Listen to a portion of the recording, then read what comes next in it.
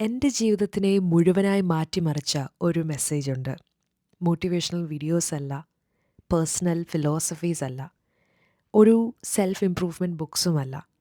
But the gospel of Jesus Christ, യേശുവിൻ്റെ സുവിശേഷം.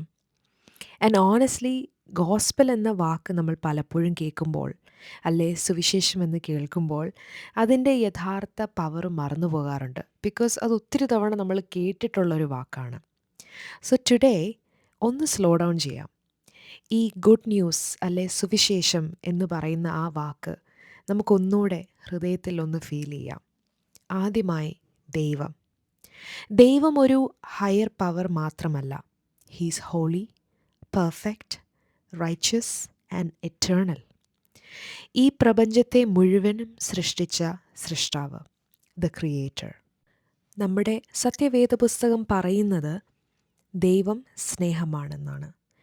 പക്ഷേ അതോടൊപ്പം തന്നെ ഹീസ് ജസ്റ്റ് ടു, നീതിമാനായ ദൈവം. നമ്മുടെ ഓരോ കാര്യവും അവൻ കാണുന്നു. ഒന്നും അവനിൽ നിന്ന് മറവായിരിക്കുന്നില്ല. എന്നാൽ ഏറ്റവും ബ്യൂട്ടിഫുൾ ആയിട്ടുള്ളൊരു കാര്യം എന്താണെന്നറിയാമോ? നമ്മൾ അവനെ പേഴ്സണലായി അറിയാൻ വേണ്ടി തന്നെയാണ് അവൻ നമ്മളെ ക്രിയേറ്റ് ചെയ്തിരിക്കുന്നത്. That we are made in his own image. ഏതൊരു കാര്യം സൃഷ്ടിച്ചപ്പോഴും അത്രയും ഡീറ്റെയിൽ ദൈവം കൊടുത്തില്ല, എക്സെപ്റ്റ് മനുഷ്യനെ സൃഷ്ടിച്ചപ്പോൾ മാത്രം. രണ്ടാമതായ ഫാക്ടർ മനുഷ്യൻ. പക്ഷെ ഇവിടെ ഒരു പ്രോബ്ലം ഉണ്ട്. പാപം, സിൻ. പലപ്പോഴും നമ്മൾ കരുതുന്നത് പാപം അഥവാ സിൻ എന്ന് പറഞ്ഞാൽ വലിയ തെറ്റുകൾ മാത്രം എന്നാണ്. പക്ഷേ ബൈബിൾ പറയുന്നത് ഇതാണ്: for all have sinned and fall short of the glory of God. All means എല്ലാവരും, ഞാനും നിങ്ങളും, അങ്ങനെ എല്ലാവരും. നമ്മുടെ പ്രൈഡ്, ഈഗോ, ഞാനെന്ന ഭാവം, ഓരോ ലൈസ്, കള്ളത്തരങ്ങൾ, മറവായിരിക്കുന്ന ചിന്തകൾ, സെൽഫിഷായിട്ടുള്ള ഇൻറ്റൻഷൻസ്, ഇതൊക്കെ പാപം തന്നെയാണ്. സിൻ നമ്മളെ പരിശുദ്ധനായ ആ ദൈവത്തിൽ നിന്ന് സെപ്പറേറ്റ് ചെയ്യുന്നു. നല്ല വേലകൾ മാത്രം ചെയ്തുകൊണ്ട് നമുക്ക് ഈ പാപത്തിൻ്റേതായിട്ടുള്ള കറകൾ നീക്കം ചെയ്യാൻ സാധ്യമല്ല. That is the reality of humanity. മൂന്നാമതായ ഫാക്ടർ ക്രിസ്തു. പക്ഷേ ഇവിടെയാണ്, ഈ ഒരു പോയിന്റിലാണ് സുവിശേഷം എന്നത് മനോഹരമായ ഒരു കാര്യമായി മാറുന്നത്. ദൈവം നമ്മളെ ഹോപ്പ്ലെസ് ആയിട്ട് വിടുകയല്ല ചെയ്തത്. അതിൻ്റെ there is light at the end of the tunnel എന്ന് പറയുന്ന പോലെ ഒരു ഹോപ്പ് അതിൻ്റെ ഒടുവിൽ നമ്മൾ കാണുന്നു. അവൻ ക്രിസ്തുവിനെ ലോകത്തിലേക്ക് അയച്ചു, അവൻ്റെ സ്വന്തം മനുഷ്യരൂപം.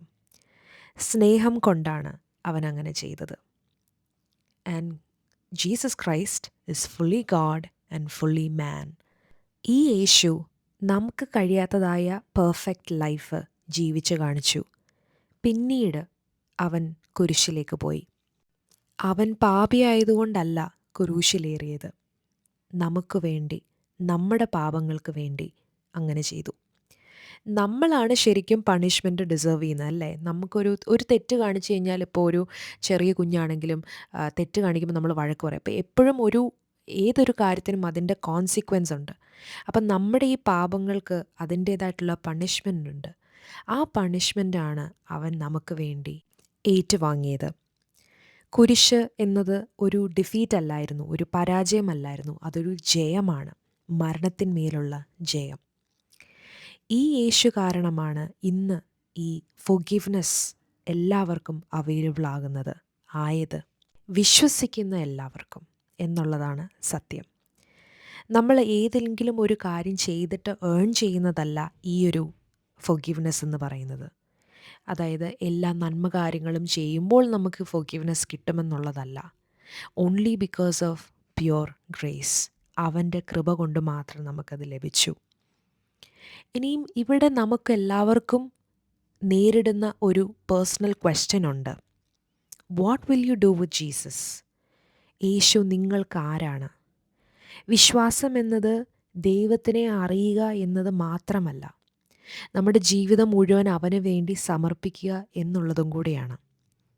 അതായത് ഇങ്ങനെ പറയുന്നത്: യേശുവേ, എനിക്ക് നിന്നെ വേണം, സേവ് മീ, ചേഞ്ച് മീ, എന്നെ മാറ്റ്. എൻ്റെ ജീവിതത്തിൻ്റെ ലോഡ് നീ ആകണം.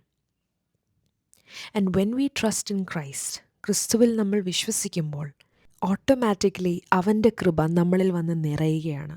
അതിലൂടെ നമുക്ക് പിതാവായ ദൈവത്തിൽ നിന്ന് പൂർണ്ണമായി ഫൊർഗിവ്നെസ് ലഭിക്കുന്നു. അങ്ങനെ പാപങ്ങൾ കൊണ്ട് നിറഞ്ഞ പാപക്കറയായി തീർന്ന നമ്മുടെ ജീവിതം അവൻ്റെ തിരുരക്തം കൊണ്ട് നാം ഓരോരുത്തരും കഴുകി ശുദ്ധീകരിക്കപ്പെടുന്നു. അവനിൽ നമ്മൾ പുതിയൊരു സൃഷ്ടിയായി മാറുകയാണ്. ആ ഇൻവിറ്റേഷൻ നമ്മൾ അക്സെപ്റ്റ് ചെയ്യുമ്പോഴുണ്ടല്ലോ, നമ്മുടെ ഈഗോ, നമ്മുടെ പ്രൈഡ്, ഞാനെന്നുള്ള ഭാവമെല്ലാം ഉരുകിത്തീരും. അവിടെ ഹൈലൈറ്റായി നിൽക്കുന്നത് ക്രിസ്തുവിൻ്റെ ആ പേഴ്സണാലിറ്റി ആയിരിക്കും. അറ്റ്ലീസ്റ്റ് ക്രിസ്തു ആകാൻ നമ്മൾ ട്രൈ ചെയ്യും. അവൻ്റെ പേഴ്സണാലിറ്റി ലഭിക്കുവാനായി നമ്മൾ ഫുള്ളി അതിനു വേണ്ടി നമ്മൾ സറണ്ടർ ചെയ്ത് ജീവിക്കും. അപ്പോൾ ഇതാണ് സുവിശേഷം. ഇറ്റ്സ് വെരി സിമ്പിൾ, പക്ഷേ പവർഫുള്ളാണ്. And one more thing, it is definitely life changing. ഈ ഒരു മെസ്സേജ് ഞാൻ പലപ്പോഴും കേട്ടിട്ടുണ്ട് എന്ന് വിചാരിച്ച് ഗോസ്പൽ എന്നൊരു വാക്ക് അല്ലെങ്കിൽ സുവിശേഷം എന്ന് നമ്മൾ കേൾക്കുമ്പോൾ എനിക്കിത് പരിചിതമായതുകൊണ്ട് ഞാനിത് കേൾക്കാനോ അതിനെപ്പറ്റി അറിയാനോ ശ്രമിക്കുന്നില്ല എന്ന് വിചാരിക്കരുത്. എപ്പോഴും അതിൻ്റെ ആ വണ്ടർ നഷ്ടപ്പെടാത്ത രീതിയിൽ അതിനെ ബ്രഷപ്പ് ചെയ്യുക. ഒരു കുഞ്ഞ് ഒരു കാര്യം പഠിക്കുന്നത് പോലെ വീണ്ടും വീണ്ടും റിപ്പീറ്റഡായിട്ട് ആ സുവിശേഷം എന്തെന്നുള്ളത് മനസ്സിലാക്കുക, അതിൻ്റെ ഡെപ്ത് മനസ്സിലാക്കുക. അതിലൂടെ ദൈവത്തിന് നമ്മളോടുള്ള യഥാർത്ഥ സ്നേഹമെന്തെന്നും അതിൻ്റെ ആഴമെന്തെന്നും കൂടുതൽ മനസ്സിലാക്കുവാൻ സാധിക്കും. അതുകൊണ്ട് ഗോസ്പൽ എന്നത് ഒരു വൺ ടൈം മെസ്സേജ് അല്ല. It's a message that we need every single day. എല്ലാ ദിവസവും നമുക്ക് ഈ സുവിശേഷം ഒരു ഓർമ്മപ്പെടുത്തലാണ്. That we are bought with a price. തൻ്റെ മകൻ്റെ രക്തം കൊടുത്ത് പിതാവായ ദൈവം നമ്മളെ വില കൊടുത്ത് വാങ്ങിയതാണ്. Hope you guys enjoy today's message. Thanks so much for listening. നിങ്ങൾക്ക് ഇഷ്ടപ്പെട്ടെങ്കിൽ ഈ ചാനൽ സബ്സ്ക്രൈബ് ചെയ്യുക and share it with your friends and family. Thank you so much.